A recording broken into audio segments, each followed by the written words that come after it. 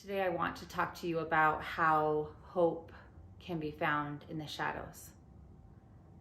Years ago, and even recently, I've experienced turmoil. I found myself and often find myself in the shadows. As I was growing up, I understood that I believed that shadows were scary. Shadows created darkness. Darkness was something that I didn't want to be part of. And therefore, for me to say that I had shadows or darkness meant that I was bad. And I recently read a book by a woman named Deborah Ford called The Dark Side of the Light Chasers. And in this book, she is talking about how our divinity and wholeness is the full spectrum of light and dark. And instead of divinity being perfection or the highest light, it's actually wholeness and the full spectrum of light and dark. And this concept was slightly frightening to me when I first heard it, because I didn't feel comfortable with divine beings having darkness. But as I reflected back on my life experiences, I have realized now that when I found myself in the depths of despair, in the shadows that I had never anticipated, that is where I found my higher power. The glimmer of hope, the softness, the comfort, the connection that I had been longing for.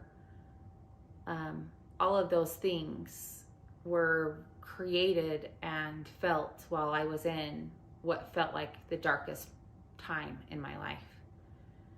And that experience challenged me to really understand where I find hope. And do I only find it in the beauty and the light and the places that would appear to be righteous or good? Or can I find hope in the shadows? And it's definitely something that I've had to really open my mind to. I've recently discovered that it's easy for me to identify the good that the shadows that the shadows bring.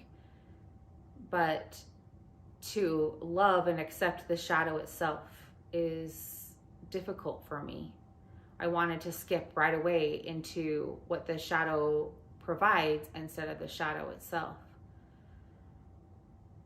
And so my hope for you is for you to know that you are accepted in the full spectrum of your light and your shadow, and that a higher power might feel the same way, and that there is enough space, there's enough hope in the shadow that you carry around, that you suppress, that you hide from, and that you push away. And it takes courage for you to be willing to even start to see and accept that the shadow within you exists, and that the shadow of within others exists, and that there's room for both. There's room for the lightest part of you and the darkest part of you, and both of which are creating this magical experience in life. You can click in the links below to find a free guide to offer you more resources on your path towards healing and wellness.